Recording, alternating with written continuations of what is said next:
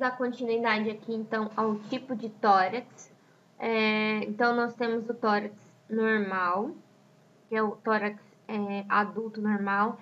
Ele é mais amplo do que profundo, então ele tem uma amplitude.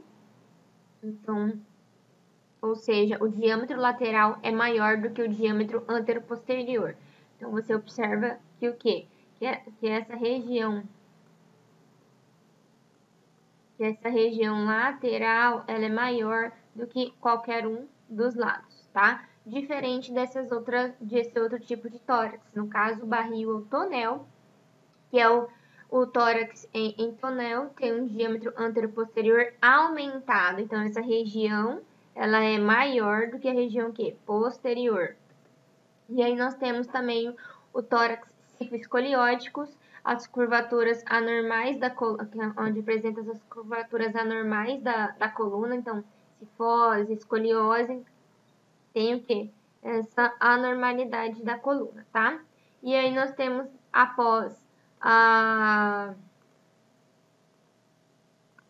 nós temos o tipo de tórax de escavado ou funil. O tórax em funil caracteriza-se por uma depressão na porção inferior do externo. Então, nessa região aqui, eu tenho um abaulamento importante. Ela pode ser popularmente conhecida também como tórax de sapateiro. Por quê? Porque é nessa região onde o sapateiro repousa, né, o pé do cliente para fazer a lustração dos sapatos, tá? Não significa que ser sapateiro possa ter esse tipo de tórax, tá? É só pela localidade. E aí, gente, nós temos agora também o tipo de tórax chamado o quê? Peito de pombo, onde o externo no tórax de pombo fica colocado para frente. Então, ele tem uma região que, além de ser maior essa região, ela é o quê? Mais protusa.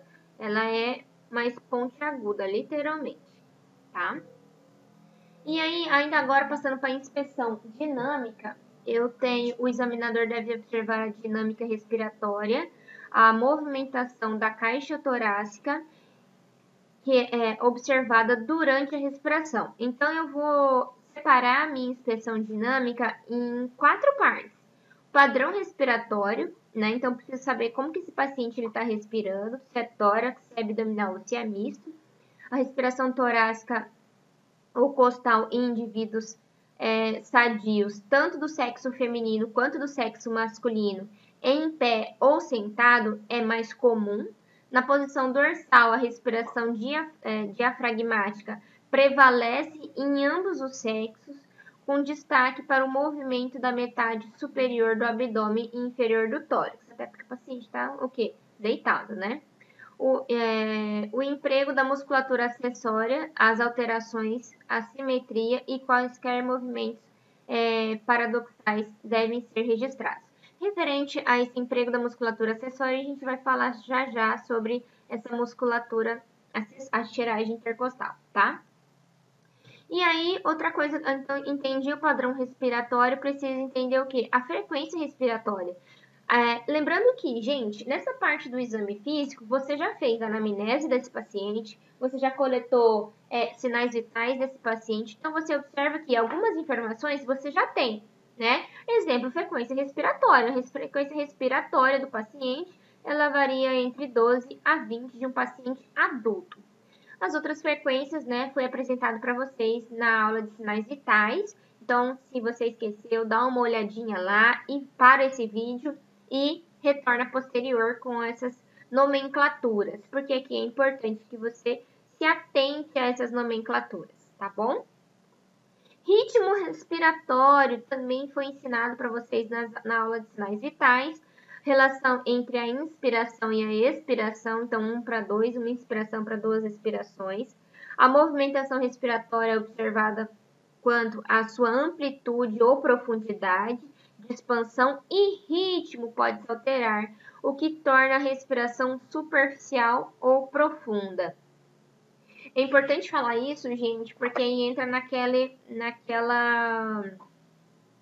naquelas de respirações que eu mostrei para vocês, né? Mas antes de falar sobre elas, aqui tem uma imagem aqui do ladinho, onde foi ensinado para vocês, quando forem avaliar frequência respiratória, eu permaneço com o quê? Palpando o pulso, porém o quê? Avaliando o quê? Esse movimento desse tórax, tá?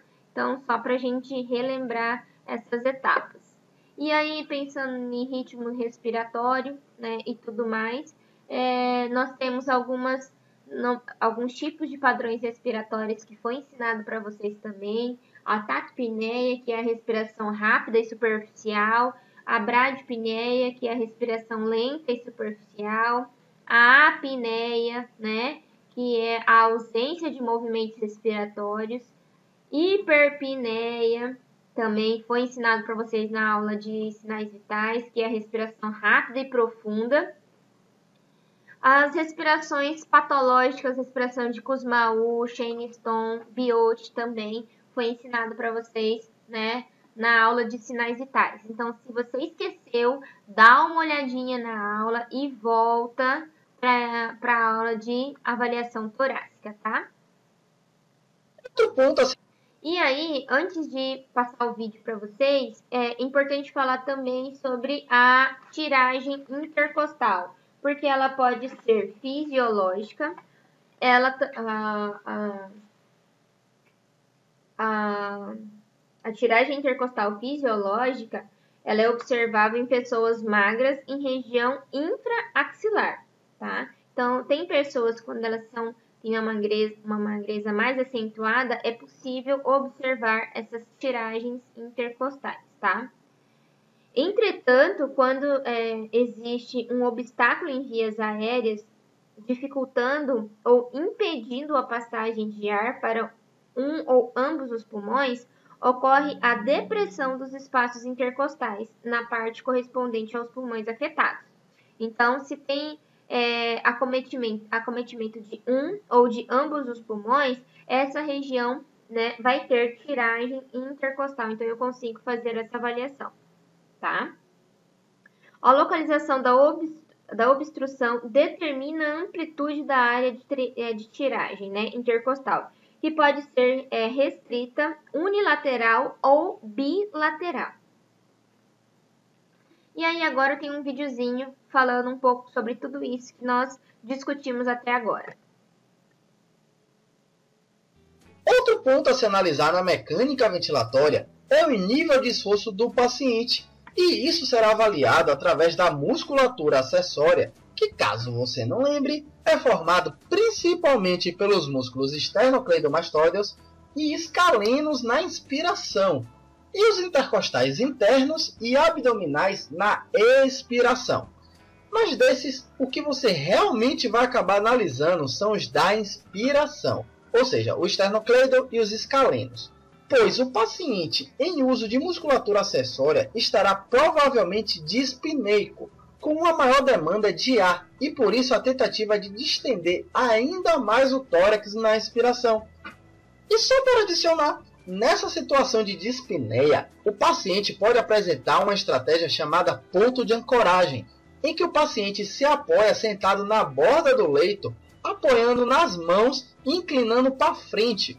Isso libera mais os músculos acessórios e eles conseguem uma pressão negativa ainda maior, o que traz um pouco mais de conforto respiratório. Beleza?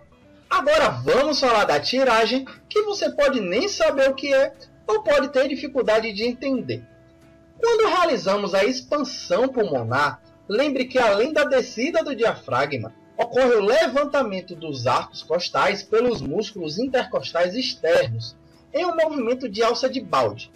E devido à pressão negativa interpleural, a pleura parietal, que é aderida à parede do tórax, puxa a pleura visceral, que é aderida aos pulmões, realizando assim a expansão pulmonar, que fará com que o ar adentre o aparelho respiratório. Porém, quando há uma obstrução nos brônquios que provoque um colapso do parênquima pulmonar na região, a pressão negativa é muito maior e a pleura parietal não terá o mesmo êxito em puxar os pulmões. fazendo com que ela e todo o tecido a ela aderido não acompanhem tão bem a expansão óssea. Consequentemente, naquela região ocorre uma depressão intercostal, pois os arcos sobem e os demais tecidos nem tanto, o que chamamos de tiragem. E vale ressaltar que ela se apresenta na respiração normal do paciente. Vou repetir, normal, ou seja, não é para pedir para o paciente realizar uma inspiração profunda. O objetivo é ver o esforço dele para respirar em seu estado natural. Deu para entender, né? Espero que sim, vamos seguir. Para terminar, falta apenas avaliar o ritmo respiratório, que o normal é ter uma proporção de tempos bem semelhantes entre a inspiração e a expiração, com uma leve pausa entre elas em um indivíduo saudável e calmo. E isso você pode perceber pela sua própria respiração, se você não estiver vendo esse vídeo enquanto corre ou desesperado antes de uma avaliação. Porém, existem alguns ritmos que são patológicos, que são característicos por alterarem um ou mais das seguintes características: frequência, profundidade e regularidade da respiração. Agora eu vou precisar que você acompanhe pelos gráficos.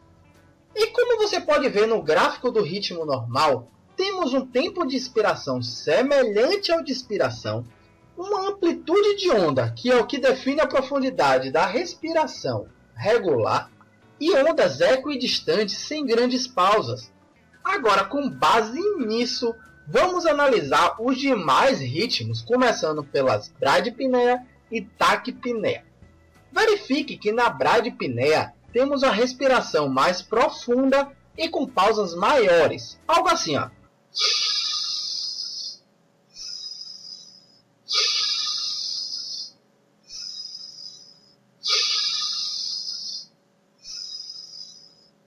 Enquanto que na taquipneia temos a situação contrária, uma respiração rápida e superficial.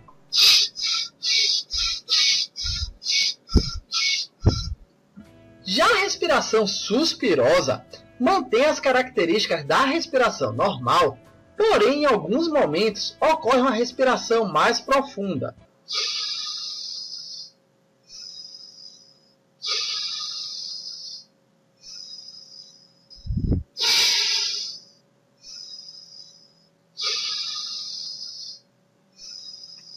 Outro padrão é o ritmo obstrutivo, que citamos também no vídeo de DPOC. O paciente aprende a expirar mais devagar, o que não provoca a redução brusca do lumen brônquico, trazendo assim um maior conforto respiratório. Então, ele tende a expirar pela boca com os lábios semicerrados, controlando a expiração prolongada. Tente perceber.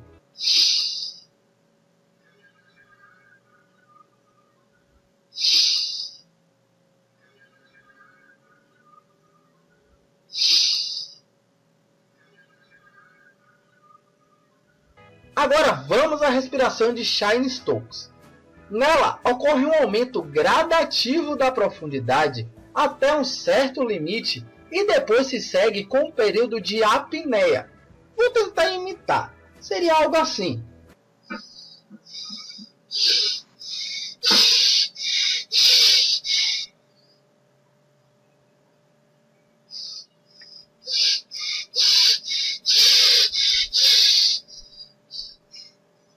O último padrão respiratório é a respiração de Kussmaul, na qual ocorre uma taquipneia profunda, e é a situação que você fica, por exemplo, depois de um exercício físico.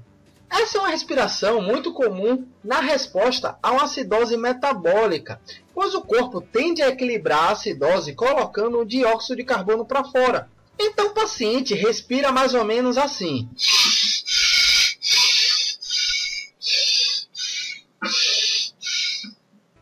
E por fim, temos a respiração de Biot, que seu padrão é não ter padrão.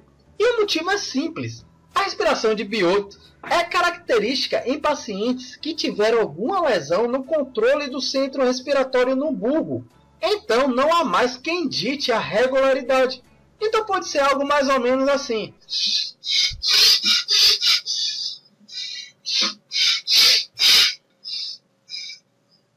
E Pronto, chega de imitação nesse vídeo. Legal, né, gente? Então, esse vídeo foi apenas para a gente retomar essas informações, né? Na aula de sinais vitais, nós aprofundamos esses tipos de respiração, essas alterações respiratórias. E agora nós vamos partir para palpação. A palpação é empregada para avaliar os seguintes parâmetros, né? A traqueia, a estrutura da parede torácica, a expansibilidade torácica e o frêmito, né? Aí aqui eu fiz algumas subdivisões também. A palpação, agora sim, eu vou tocar no meu paciente, né? Então, essa etapa do exame físico, eu consigo ter contato direto com o paciente, porque eu vou tocar. Então, quando eu toco, às vezes o meu paciente pode sentir o quê? Sensibilidade torácica, porque aquela região tá o quê? Dolorosa. Então, essas informações, elas são extremamente o quê? Pertinentes na hora de coletar os dados. Vou avaliar a expansibilidade torácica, como eu já falei anteriormente. Então, eu preciso ver esses movimentos respiratórios acontecer, essa elevação desse tórax, né? Na inspiração e na expiração. E, por fim, frêmito tóraco-vocal, que a gente vai falar mais pra frente. Enfim, então vamos do início, né? A palpação da traqueia, que a primeira informação que nós vamos, a primeira porção que nós vamos, região que nós vamos avaliar. O examinador, ele precisa posicionar suavemente o dedo da mão, polpa digital, tá? Dos lados da traqueia e observar o espaço entre o esternocleidomastoide, que é essa musculatura, né, que liga a região do meu pescoço, que permeia toda a região lateral do meu pescoço.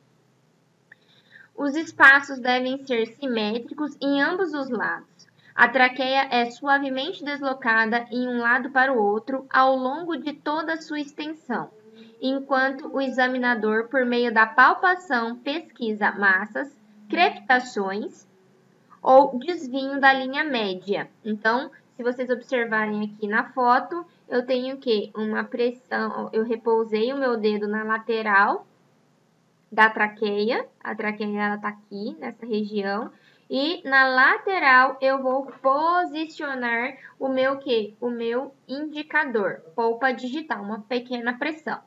A traqueia em geral apresenta uma discreta mobilidade, retornando rapidamente à linha média após ser deslocada, tá? As massas cervicais e mediastinas, as atelectasias ou pneumotórax de grande volume podem deslocar a traqueia em ambos os lados. Então, pacientes que são acometidos por atelectasia, que vocês aprenderão mais para frente, que é o colabamento desses pulmões. Então, os pulmões, eles se colabam como se fosse uma bexiga, né? As paredes se unem. Ou pneumotórax pode fazer o quê? Esse deslocamento parcial da traqueia. E aí, ainda falando disso, nós temos também a estrutura da parede do tórax. Através desses movimentos de expansibilidade, eles precisam ser avaliados, né? Então, aqui eu vou avaliar esses movimentos, essa estrutura da parede do tórax. A parede do tórax inclui a pele, que já foi avaliada lá no início. Agora eu vou tocar novamente para ver essa pele, o tecido subcutâneo, as cartilagens e os ossos, porque agora eu estou fazendo o quê? A palpação. Sua palpação é realizada com base palmar ou com a face ulnar da mão, que é posicionada contra o tórax do paciente, tá? Então, eu vou posicionar a minha mão espalmada e vou fazer toda a avaliação desse tórax através da palpação. E aí, posterior, eu vou avaliar o quê? A expansibilidade torácica, né? Para avaliar a expansibilidade dos ápices, o examinador se coloca atrás do paciente, posicionando as mãos espalmadas na região do ápice pulmonares, de tal modo que os polegares se toquem em ângulo quase reto no nível da vértebra proeminente. Os demais dedos permanecem justapostos. Meu Deus, tudo que isso significa? Essa imagem ela representa bem. Então, quando o paciente ele tem esse movimento de inspiração e de expiração, inspiração é quando ele está o quê? Eliminando os gases. Então, o diafragma ele sobe para poder movimentar esses pulmões. Na inspiração, o diafragma desce para que o ar entre, né? Então, esse movimento, né, eu consigo avaliar através dessa técnica. Então, ali, lembra das linhas? Aqui nós temos uma linha imaginária. E eu vou unir os meus 2 polegares. E aí eu vou pedir para o meu paciente inspirar e expirar para que eu consiga avaliar os dois lados, se os dois lados têm essa expansibilidade, né? Se o paciente tem essa expansibilidade bilateral. E aí, gente, mais para frente eu avalio o frêmito tóraco vocal, né? Que agora sim eu vou fazer a transmissão da vibração dos movimentos do ar através da parede torácica durante a fonação, que é durante em que o paciente está falando. A palpação deve ser realizada junto à parede posterior do tórax, então região posterior. Nessas linhas aqui, ó, nós temos pontos específicos onde eu vou fazer a avaliação. Tudo que eu avalio de um lado, eu avalio do outro. E aí sim, eu desço, avalio um lado, avalio o outro. E aí sim, eu desço. Não posso avaliar aqui, pular para cá, voltar para cá, descer de novo. Não posso fazer isso, tá legal? Então, avaliei o lado direito, avalio o lado esquerdo na mesma linha. Aí sim, eu desço. Avalio um lado, avalio o outro na mesma linha e aí sim eu desço, tá? E aí, a palpação deve ser realizada junto à parede posterior do tórax, enquanto o paciente pronuncia palavras que produzem intensa vibração, como a palavra 33 ou 1.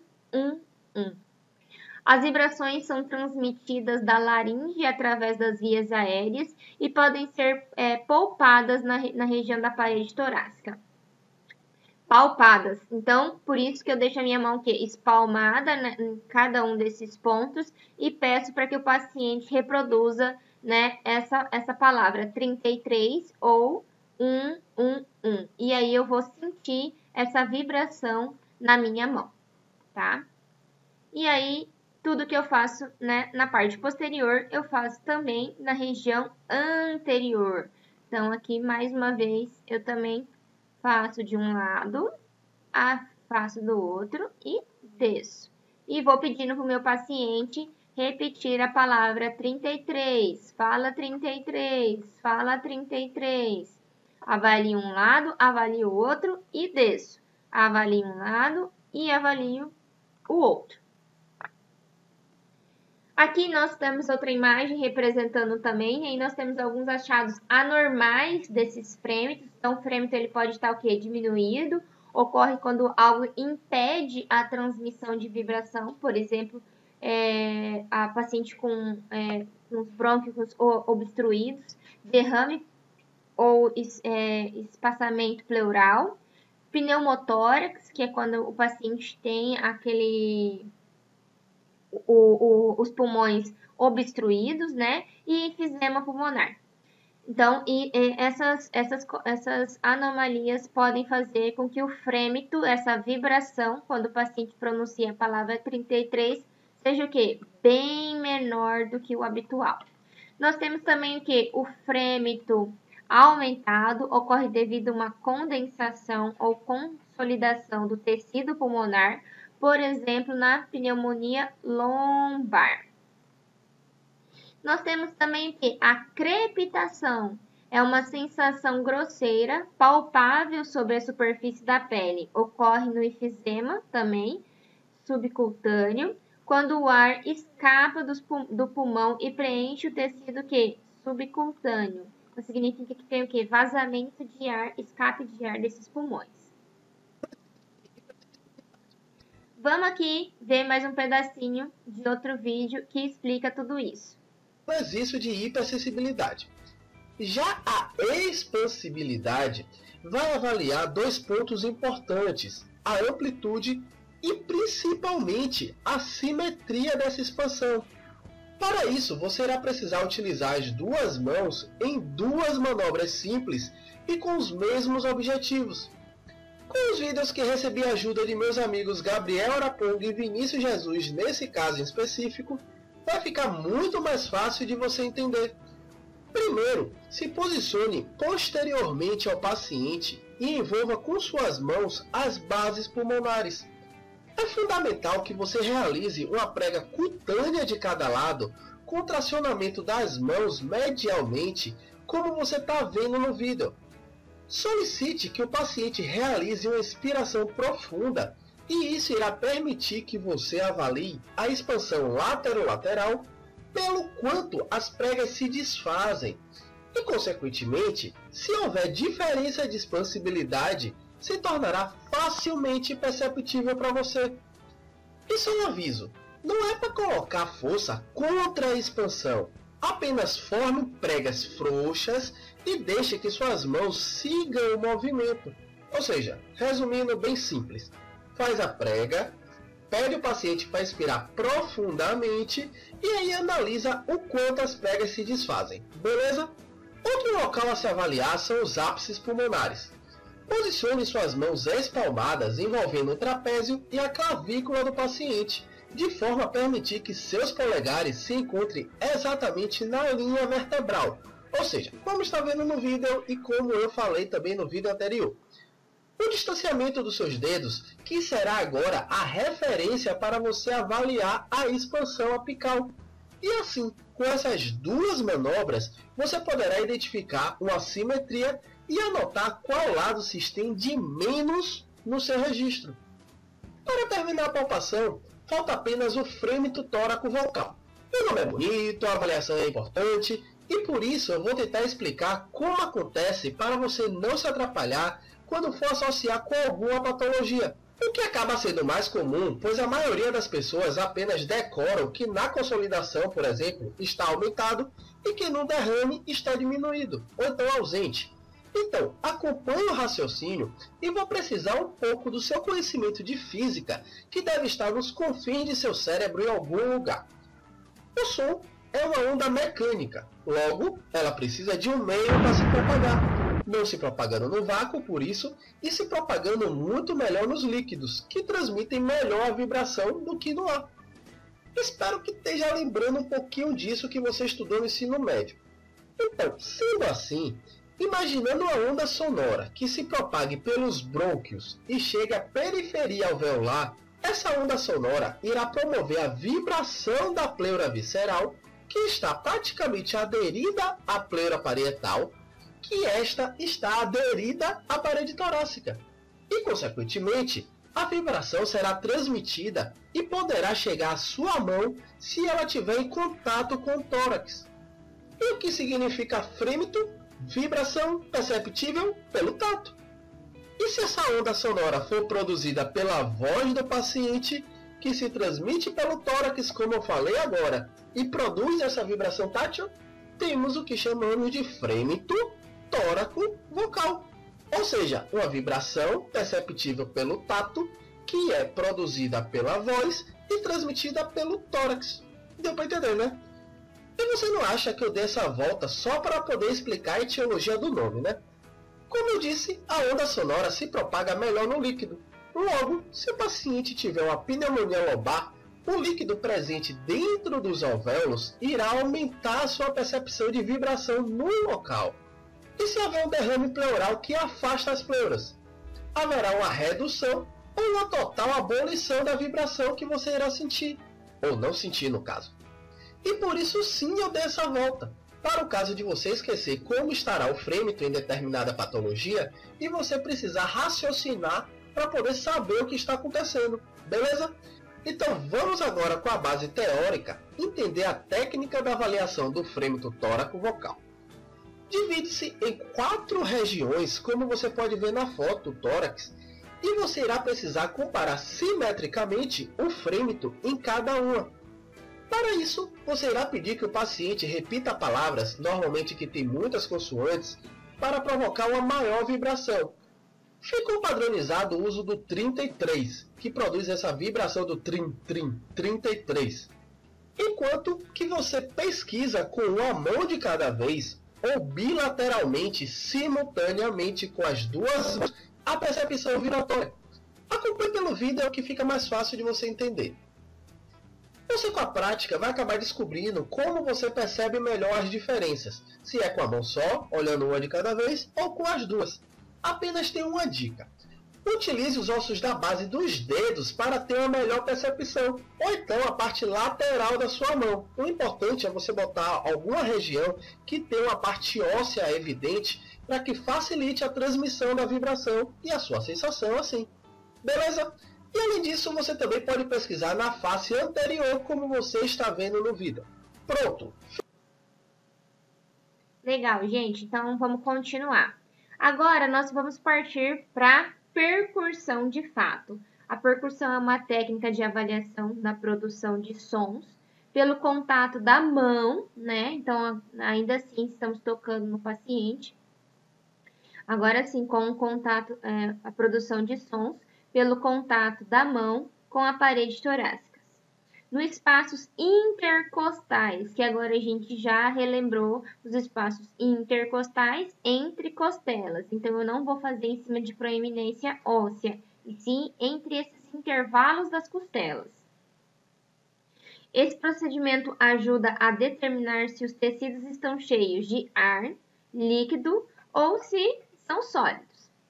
Realiza-se a percussão dígito-digital, então, como visto aqui na imagem, eu vou pressionar com 1 ou 2 dedos, geralmente a gente utiliza 2 dedos, como aqui na imagem, ou apenas um, e com a mão, com a outra mão, com a polpa digital, eu vou fazer pequenos golpeamentos em cima do quê? Da minha falange. Então, realiza-se a percussão dígito-digital do tórax em localizações simétricas do ápice em direção à base desses pulmões, tá? Primeiro em um dos lados do tórax e em seguida no outro lado. Então, tudo que eu avalio de um lado, eu avalio do outro, no mesmo nível, agora como mostra a imagem da frente, tá? Então, observem que primeiro, eu preciso posicionar 1 ou 2 dedos.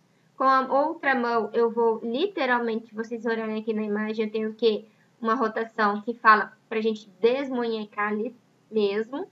E aí, eu vou golpear esse meu dedo que está repousando em cima do tórax, com esse dedo aqui. Então, ele vai fazer pequenos golpes em cima da falange. Não é na unha, é na falange. E aqui, gente, nós temos as regiões que precisam ser percutidas. Na região anterior, nós temos 5 pontos. Então, nessa região, tudo que eu avalio de um lado, eu avalio do outro. Lembrando que esquerda e direita é a referência do meu paciente. Então, se vocês observarem aqui, aqui é a direita do meu paciente, aqui é a esquerda do meu paciente. Avalio um lado, avalio o outro e aí sim eu desço. Avalio um lado, avalio o outro e aí sim eu desço. Lembra daquelas linhas imaginárias? É por isso que elas existem, tá? Justamente para que você entenda onde posicionar cada um desses pontos. Aqui a região posterior, então mais uma vez nós temos também, aqui nós temos 9 pontos. Avalio um lado, avalio o outro e aí sim eu desço. Avalio um lado, avalio um outro. Lembrando, gente, que esses pontos, eles estão aqui à margem da escápula. Minha escápula, ela tá aqui. Não adianta eu percutir em cima de osso, tá? Eu vou avaliar o quê? Vou percutir a margem dessa escápula para que eu consiga, de fato, ouvir o som dos pulmões e não dos ossos, tá? E aqui, ó, essas regiões anterior, elas são o quê? Nas regiões intraescapular, né? Então, é entre as escápulas. Então, aqui estão as costelas. Vou botar do lado de cá, que é mais... Peraí. Tô aprendendo a mexer nesse negócio. Então, aqui nós temos as costelas. Meu desenho não tá muito dos melhores, mas eu vou percutir entre essas duas costelas. Então, eu não percurto em cima do osso.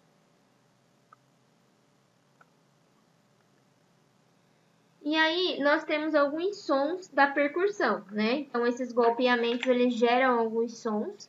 Então, nós temos o som claro pulmonar, a área de projeção dos pulmões, né? Então, aí nós temos alguns sons, né? Os sons são encontrados e podem ser claro pulmonar, hipersonoro, timpânico e maciço, tá? O tecido pulmonar normalmente apresenta sons ressonantes ou claro pulmonar, com timbre grave ou oco, tá? Então, os sons hipersonoros indicam aumento do ar nos pulmões ou no espaço pleural, sendo mais intenso e de timbre mais grave do que claro pulmonar. São encontrados principalmente no pneumotórax e no enfisema pulmonar. A percussão sobre regiões que apresentam condensação pulmonar resulta em sons maciços, né? Aqui tem uma exemplificação desses sons onde eu encontro cada som. Então, a percussão sobre regiões que apresentam condensação, são mais densas, né? Resulta em sons mais fechados, mais maciços, como ocorre na pneumonia. Por quê? Porque os pulmões, eles estão cheios de secreção. Então, o som vai ficar mais fechado porque eles estão, né, com secreção. No derrame pleural e também no tumor, isso pode acontecer, esse tipo de som. Os submaciços são suaves, de alta frequência, como, por exemplo, na percussão sobre o fígado. As causas mais comuns de maciez e submaciez são derrames pleurais, condensação pulmonar e neoplasias. O som timpânico, ele é mais oco, né? Então, assemelha-se ao rufar um tambor. Então, você percebe aquele som que ele é mais estridente. Tom, ele reverbera. Tom, tom, né? Então, você entende que ele é o quê? Que ele é oco. Então, significa que tem o quê? Pode ter mais ar dentro de onde você está o quê? Percutindo. É ouvido durante a percussão no fundo do estômago também. Quando a gente falar sobre abdômen, nós vamos ver esse tipo de som. Em caso de pneumonia torácica, ou se houver alguma câmara repleta de ar. Então, regiões onde tem uma concentração maior de ar, eu vou ter o quê? Sons mais ocos, sons timpânicos. Aqui nós temos na imagem onde eu encontro cada som. Então, na região anterior, o som claro pulmonar, na região que supraclavicular. Som maciço em cima do osso, né? Porque ele é algo sólido, então o som ele vai ser mais fechado. Sons maciços nessa região do tórax. Som claro pulmonar entre essas costelas, sons maciços na parte inferior do tórax e som submaciço nessa porção, né, já das costelas flutuantes. Aqui nós também temos na região posterior som claro pulmonar. Percebe-se que é o que? É o mesmo da região anterior. Sons maciços em cima de aqui nas proeminências ósseas. Som claro pulmonar entre as escápulas. Som submaciço aqui já no final, na quinta região, já no final desse tórax. Agora nós temos alguns sons de alteração. E aí sim, o hipersonoridade, que foi o que eu disse, o timpanismo, a maciez e submaciez. A hipersonoridade, o som hipersonoro, é mais intenso, mais grave e de duração mais longa, o que ocorre em condições com excesso de ar, como no quadro do efizema pulmonar e pneumotórax. O timpanismo, a intensidade é alta, o tom agudo, por isso o tom, e reverbera, né? Com uma ressonância exagerada, por isso que eu falei, tom, parece um tambor. Você vê que ele é mais longo, ele é alto, porém mais longo. O hipersonoridade, ele é alto, tom, tom, tom, tom, tom. A maciez e a submaciez, esses sons apresentam alta frequência e alto tom. São curtos e secos. Top, top, top. Ocorre em condições nas quais a diminuição da relação ar e tecido, né? E aí nós vamos ter alguns exemplos. Vamos passar para a ausculta. A ausculta é a técnica do exame mais importante para ser avaliada, para avaliar o fluxo aéreo pela árvore traqueobronquicus, né? Que foi o que nós falamos lá no início, que carrega o ar e faz as trocas gasosas.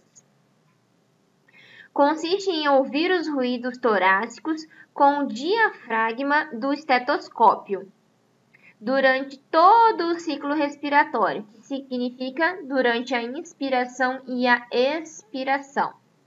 A ausculta pulmonar deve ser realizada preferencialmente com o paciente sentado, com o tórax parcial ou totalmente descoberto, enquanto ele respira com a boca entreaberta. E um pouco mais profundo também, se caso for necessário. Seguindo as localizações já referenciadas na percussão. Então, essas mesmas referências de pontos de percussão serão as referências também de ausculta. Então, na ausculta, o examinador é capaz de avaliar 3 elementos, características dos ruídos respiratórios, presença de ruídos adventícios e características da voz, da fala e do sussurro também. E aqui tem a sequência, né, mais uma vez, de como fazer essa ausculta torácica. Então, observem que eu tenho o quê? 9 pontos para fazer essa ausculta. Lembra das linhas imaginárias? Olha elas aqui. Olha ela aqui e olha ela aqui. É por isso que elas existem.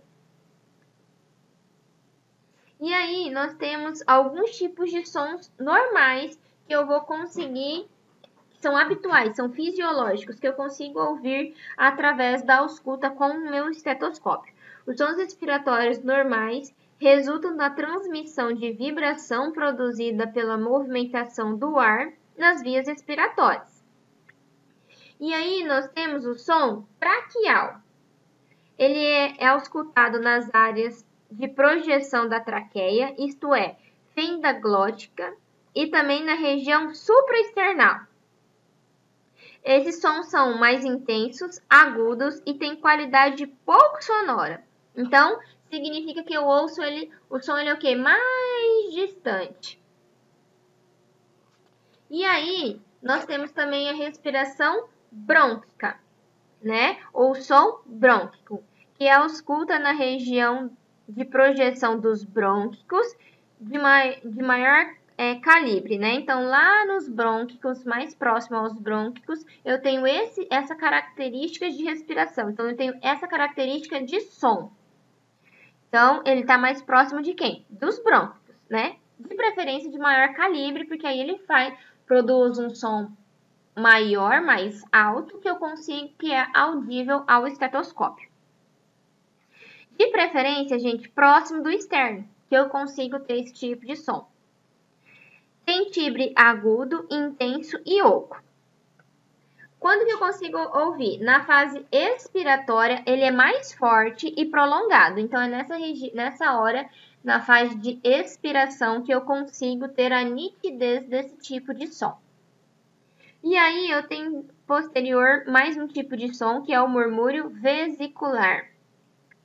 É escutado em toda a extensão do tórax, sendo mais intenso nas bases pulmonares. Então, lá na base do pulmão, próximo do diafragma. Tem timbre grave e suave. É mais forte e prolongado na fase inspiratória e mais audível na região anteroposterior, nas axilas e nas regiões infraescapulares, tá? Então, é importante observar onde eu consigo ter esse tipo de som. E aí, né, posterior, nós temos a respiração broncovesicular ou som broncovesicular.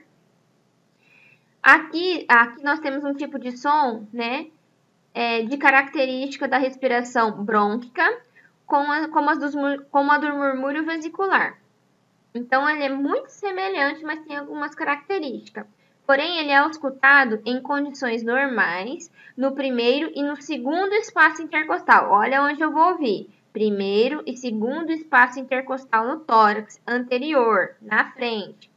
E entre as escápulas, no nível da terceira e quarta vértebra dorsal. Então, na terceira e quarta vértebra dorsal, na região posterior, eu consigo ter o som broncovesicular. Aí é importante dizer que quando eu escuto em regiões distantes do que eu disse agora, dessas regiões citadas, indica condensação pulmonar, atelectasia por compressão ou presença de algum tipo de secreção dentro desses pulmões. Então, o som ele é o quê? Eles são mais fechados. Aqui tem onde eu consigo fazer a ausculta, que eu descrevi, né? Nos slides estão aqui. Então, na região anterior, essa região eu tenho a região do quê? A ausculta de sons brônquicos. Essa região eu consigo fazer a ausculta dos murmúrios vesiculares. E nessa região mais próximo bem próximo do externo, o quê? Som broncovesicular. Na parte posterior, próximo da espinha, eu tenho o quê? Som broncovesicular. E entre a espinha e a clavícula, a escápula, eu consigo auscultar o quê? Sons vesiculares. Aqui eu tenho outra imagem que fica também, que descreve bem esses sons, que foi o que eu descrevi agora. Sons traqueais, que são sons brônquicos, vesiculares, próximo ao externo broncovesicular e a região posterior. Porém, gente, eu consigo fazer a escuta de sons adventícios ou ruídos adventícios, tá? Os ruídos adventícios são sons anormais, então eles não são fisiológicos. É importante dizer isso, tá? Um som diferente dos que eu descrevi para você são sons o quê? Ruídos adventícios, sons anormais. Eles são subdivididos em crepitação grossa, fina, roncos, sibilos e cornagem. Aqui eu tenho o quê? Os estertores finos ou crepitação fina, é a mesma coisa, tá? São sons agudos, de curta duração e mais audíveis na expiração, que não se modificam, olha só, que não se modificam com a tosse e pode mudar de acordo com a posição. Então, entenda isso, ele não se modifica com a tosse. A crepitação grossa, que é ou estertores grosseiros, né, é a mesma coisa. Ou também, nós tem literaturas que vai trazer também bolhosos, né, crepitações bolhosas. Então, se você ouvir estertores grossos, crepitações grossas ou bolhosas, estamos falando desse tipo de ruído adventício. São sons mais graves, de maior duração, audível no início da inspiração e ao longo da expiração. Então, durante todo o ciclo de inspiração e expiração, eu consigo ouvir esse tipo de som. Outra coisa importante, diferente dos sons finos, ele se modifica com a tosse. Então, ele sofre algumas alterações. E aí nós temos os ruídos adventícios, também chamados roncos, que são sons mais graves, de maior duração, audível na inspiração e ao longo da expiração, com predomínio nessa última fase. Então, na inspiração eu consigo, avaliar melhor, eu consigo ouvir melhor. Isso se modifica com a tosse, importante dizer isso. Ocorre em consequência da passagem do ar por estreitos canais repletos de líquidos ou secreções. Quando há produção excessiva de muco, no caso, quando a pessoa está gripada, com pneumonia, como no exemplo, a pneumonia. Aí nós temos também os sibilos, são ruídos musicais ou sussurrantes. Então, durante a inspiração, é como se for, tem literaturas que traz que a ausculta lembra um miado de gato. Ela é mais aguda, de maior duração, audível na inspiração. Então, quando eu inspiro, eu consigo ouvir no fim da inspiração esses ruídos. E ao longo da expiração, o que não se modifica com os e eles não se modificam com o intervalo de uma inspiração e outra, tá? Então é importante dizer isso. Nós temos também os estridor,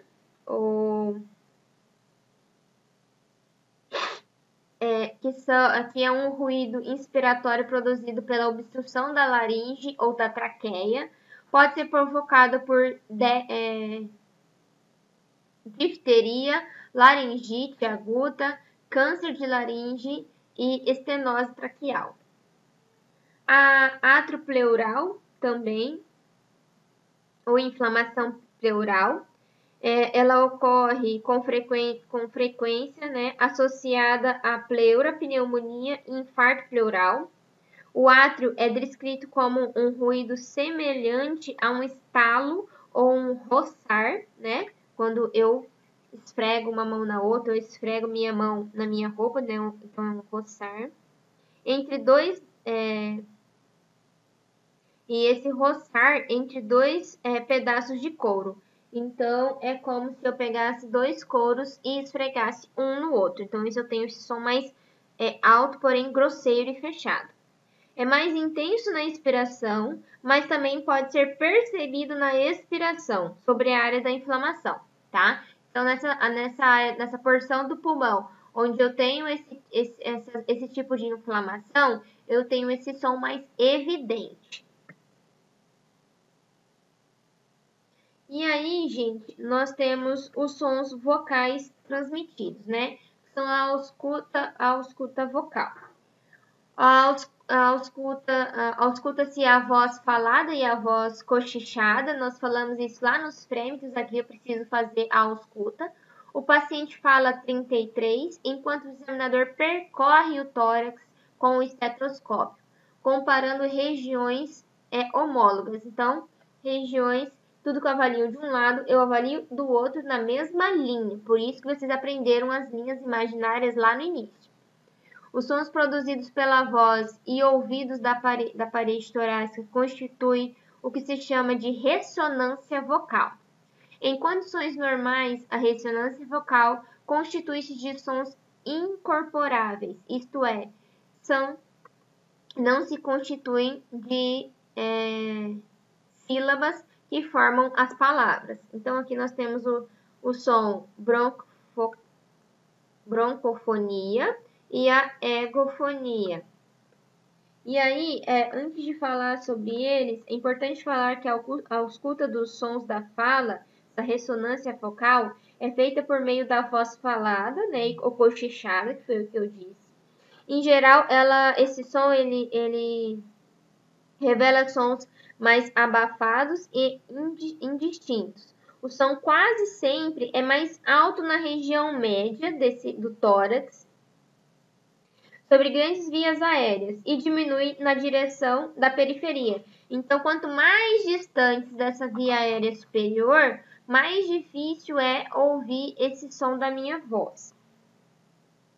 A broncofonia, que está descrita aí, na broncofonia, o aumento da ressonância quando o paciente pronuncia a palavra 33, por causa dessa trinca. Tri, tri, tri. Então, tem essa vibração dos frêmitos, da palpação, e também tem a elevação do som da voz. As palavras são claramente ouvidas. Então, geralmente está presente quando há condensação pulmonar, seja ela inflamatória, neoplásicas ou de cavidades. Essas condições facilitam a transmissão sonora. Então, nesse tipo de patologia, eu tenho a ausculta da vocal, eu tenho a pronúncia da palavra 33, esse som ele é mais evidente. A egofonia é uma modificação na qualidade do som de letras como a letra I, que se torna, na ausculta, ela se torna o quê? Com uma qualidade anasalada, né? Então, é um tipo essencial de broncofonia, quando esta adquire qualidade anasalada e metálica, comparada ao balido da cabra, né? E aí aqui eu tenho alguns exemplos para vocês, que são os sons vocais normais. Então, eu consigo ouvir essa trinca claramente. Os sons a broncofonia, onde eu tenho essa modificação da letra I para a letra A. Então, quando eu escuto, na ausculta pulmonar, ele faz essas trocas, né? A egofonia, que tem também esse som mais metalizado, e também a pesitorilofomia afônica. O que é isso? Solicita seu paciente que sussurre 1, 2, 3. Ao sussurrar, não há oscilação das cordas vocais. Então, você observa que ele fala e ele não tem essa oscilação de tom vocal. Vamos assistir mais um videozinho para entender tudo isso. A percussão é a avaliação da produção de sons através da realização de pequenos golpes em um dos dedos de uma mão colocados sobre a parede torácica nos espaços intercostais. Esta técnica ajuda a detectar se os tecidos estão cheios de ar, líquido ou se são sólidos e também a delimitar a área em que isto ocorre. Para a percussão, o paciente deve estar sentado ou deitado e a avaliação sempre deve ser feita de forma comparativa entre os hemitórax. Percute-se o tórax em regiões simétricas dos ápices para as bases e em cada um dos lados do tórax.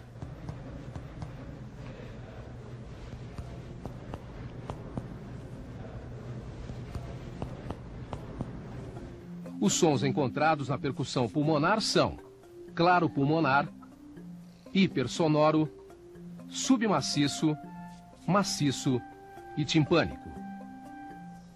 O som claro pulmonar é aquele considerado normal na percussão dos pulmões. Corresponde à sonoridade provocada pela presença de ar nos pulmões. Na hipersonoridade pulmonar, verifica-se que a nota de percussão é mais clara e mais intensa. Indica aumento de ar nos alvéolos, geralmente provocado pelo enfisema pulmonar. Os sons submaciço e maciço correspondem à diminuição ou desaparecimento da sonoridade pulmonar, que ocorre quando há uma redução ou ausência de ar nos alvéolos. As suas causas mais frequentes são os derrames ou espessamentos pleurais e a condensação pulmonar devido a pneumonias, tuberculose, infarto pulmonar e neoplasias. O som timpânico ocorre quando há ar aprisionado no espaço pleural, como no pneumotórax, ou numa grande cavidade intrapulmonar, como numa grande caverna tuberculosa.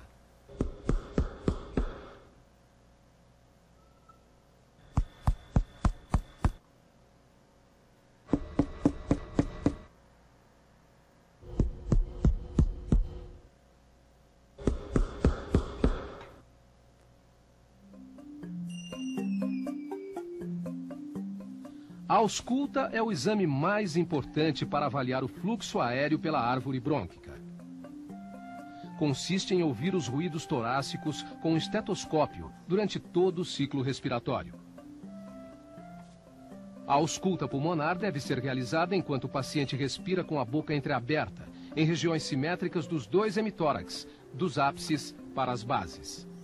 O paciente deve estar preferencialmente sentado, pois a ausculta pulmonar na região posterior do tórax é melhor por sofrer menos interferência do coração. Não se deve, em hipótese alguma, colocar o estetoscópio sobre qualquer tipo de roupa para não mascarar os sons. Na ausculta normal, verifica-se o som traqueal, a respiração brônquica, a respiração broncovesicular e o murmúrio vesicular. Habitualmente, a ausculta do murmúrio vesicular é a avaliação mais importante para a determinação da normalidade da respiração.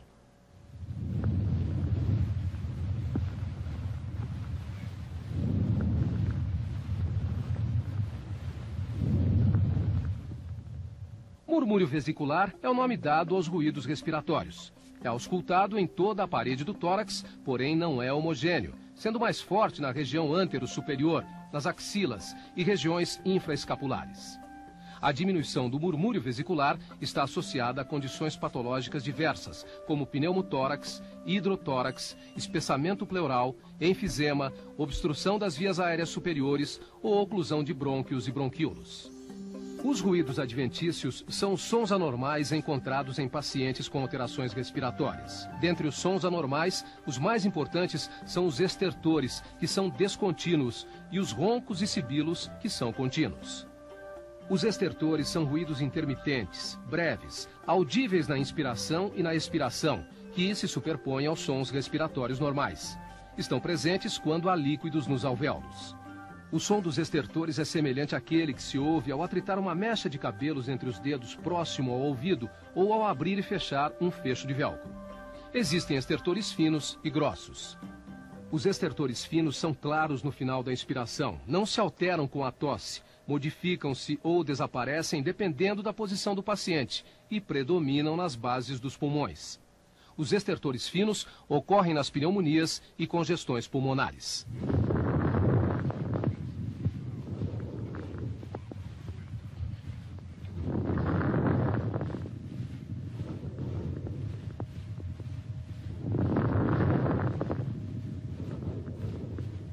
Os estertores grossos ocorrem no início da inspiração e em toda a expiração. Alteram-se com a tosse, não se modificam com a posição do paciente e predominam em todas as áreas do tórax.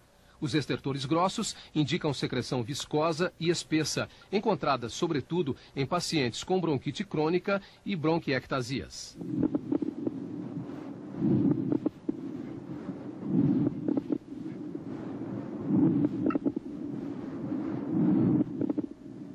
Os roncos são os sons graves originados pela vibração das paredes brônquicas que sugerem a presença de secreções nas grandes vias respiratórias. São encontrados em pacientes com asma brônquica, bronquite e obstruções localizadas.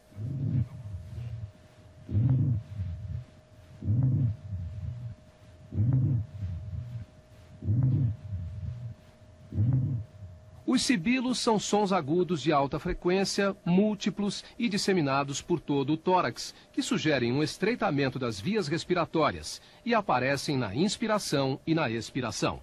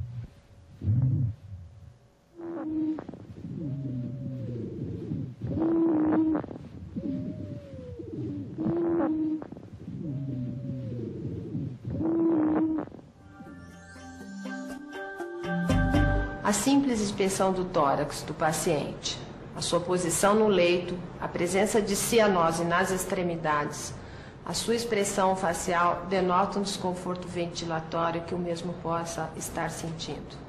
A ausculta pulmonar é de fundamental importância na coleta de dados deste paciente. Para que você tenha um bom ouvido, treine bastante a ausculta normal num colega. Agora é hora da gente praticar, né? Mas antes de praticar, eu vou deixar aqui, esse checklist tá no livro do Jarvis. Tudo isso que foi dito até agora, ele se encontra nesse checklist, na inspeção, caixa torácica, respiração, cor e condição da pele, a posição do paciente, a expressão facial, nível de consciência. Então, tudo isso eu vou avaliar na inspeção. Palpação, né? Confirme a expansão e a simetria, frame tátil, detectar qualquer protuberância, massa, aumento na sensibilidade. A percussão, percutir sobre os campos pulmonares, intimar a extensão diafragmática. Então, na hora da avaliação do tórax, eu preciso avaliar o diafragma também, se ele é palpável, se não é. E por fim, a ausculta, que é avaliar os sons normais da respiração. Observe quaisquer sons respiratórios anormais. Então, fica a dica para vocês, gente.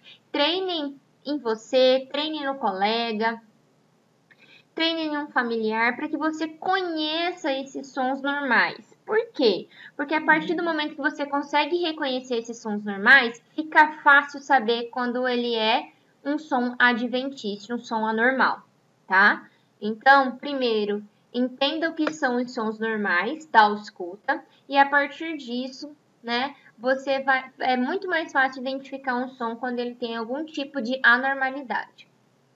Aqui tem as referências bibliográficas que foi utilizado para montar essa aula. Então, o livro do Jarvis, capítulo 11, página 216. E o livro do Barros também, que tem nos acompanhado nesse semestre, né? Capítulo 10, página 205.